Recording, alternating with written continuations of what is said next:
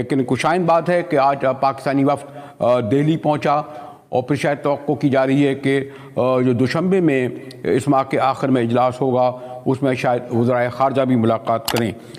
बाला कृष्णा जी से हमारा बड़ा पुराना ताल्लुक़ है, अब द टाइम्स ऑफ इंडिया में।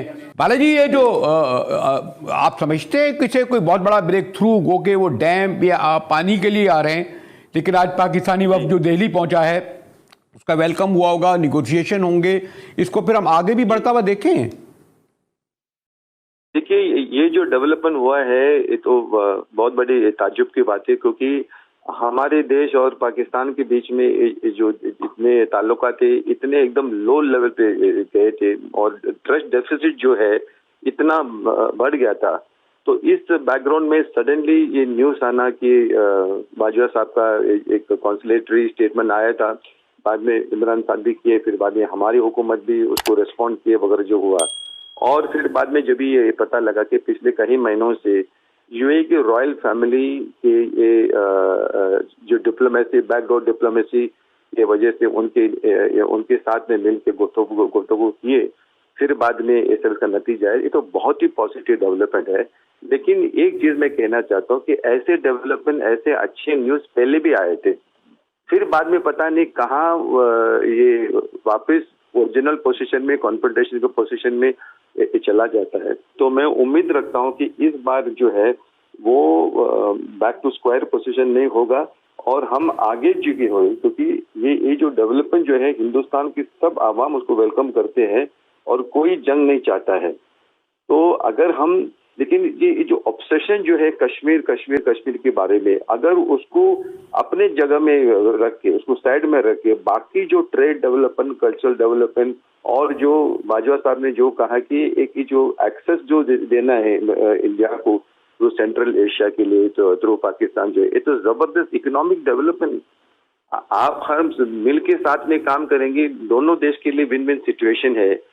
कश्मीर का मुद्दा के वजह से पूरा हर बात साइड में रह जाता है। बालाजी, मैं कश्मीर लाना नहीं चाह रहा था, मैं देखा अब आप ही ले आए। मैं तो कश्मीर पे बात इसलिए नहीं करना चाह रहा था कि हर बात कश्मीर पे रुक जाती है। नहीं, आपने किया, लेकिन क्या है, हमेशा जो है एक स्पीड ब्रेकर का एक स्टम्बलिंग ब्लॉक जो है कश्मीर होता है। तो हमारे क्या कहना है कि कश्मीर को अपनी जगह रहने दीजिए, लेकिन बाकी जितने सारे डेवलपमेंट जो है, कितने सारे चीज हम मिलके काम करते हैं। ठीक है बालाजी, हमारे director news and current affairs है निसार साहब। ये सब आपने बालाजी का सुना और हमेशा यही होता है, कितने ही मुज़ाकरात ट्रेड पर हों और बहुत सारे इशूज पर हम करीब आते हैं, कश्मीर का मुद्दा आ जाता है और बहरहाल एक रियलिटी है।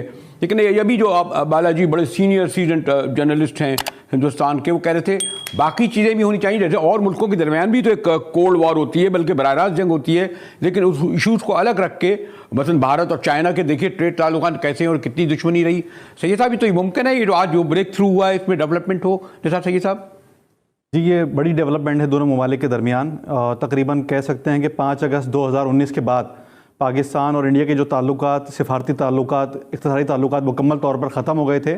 उसके बाद ये एक डेवलपमेंट सामने आई है। कहने वाले ये कहते हैं कि ये 3 से 4 महीने से ये बैकडोर डिप्लोमेसी चल रही थी दोनों ममालिक के दरमियान, कि किसी तरीके से इनके हालात को, मामलात को बेहतर किया जा सके। क्योंकि आपको पता है कि 5 अगस्त 2019 के बाद से दोनों ममालिक के सिफारती ताल्लुकात इंतहाई बहुत ही निचली सतह पर आ चुके हैं। सिफारती अमला नहीं है, सफ़ीर नहीं है एक दूसरे के पास। सिफारती अमले की बहुत कम तादाद जो है वो अपने अपने सिफारत खानों में मौजूद है।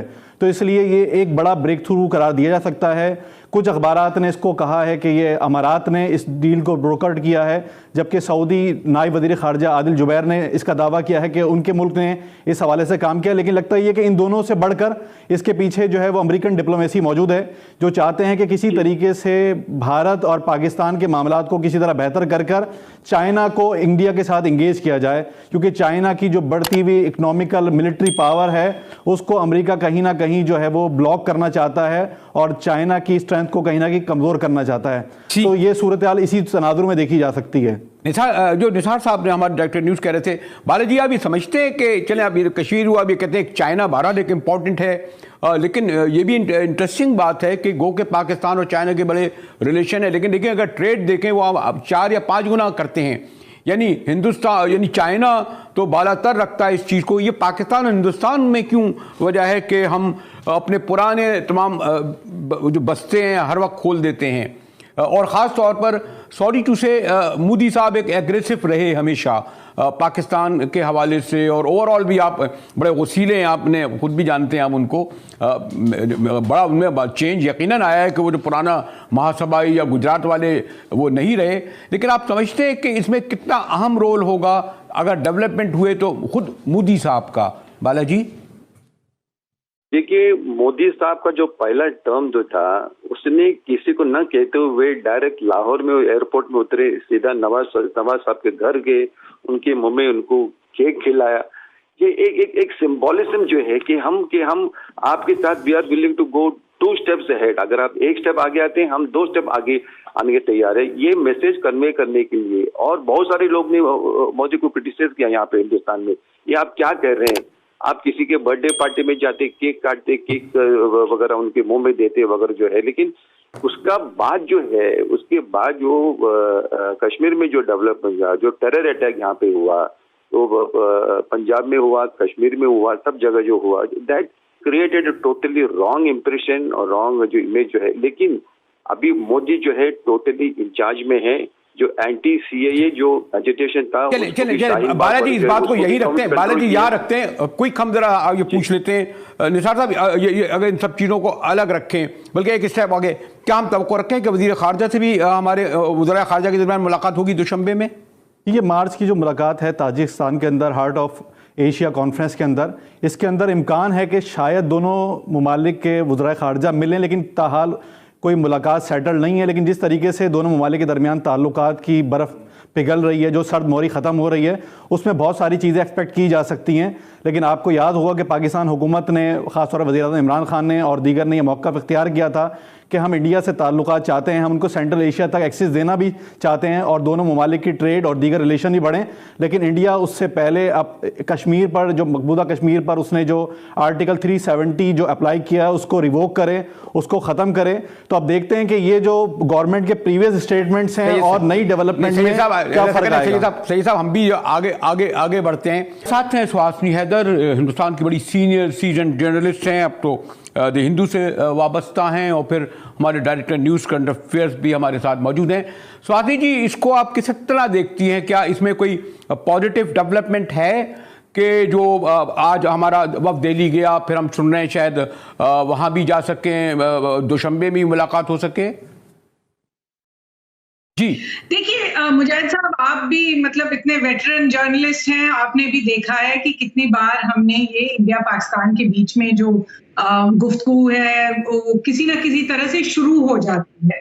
अब इस बार हमें बताया जा रहा है कि हालांकि ये सिर्फ अभी तक सोर्स बेस्ड रिपोर्ट्स हैं, जिनकी पूरी तरह वो पुख्ता नहीं है। इनफैक्ट आपकी तरफ से आपके special assistant to the prime minister Mohit Yusuf ने तो ये भी कहा था कि जो डीजीएमओ की सीज फायर हुई थी वो बस उन दोनों के बीच में बातचीत की वजह से हुई थी और कोई मतलब उनका कोई उसमें रोल नहीं था।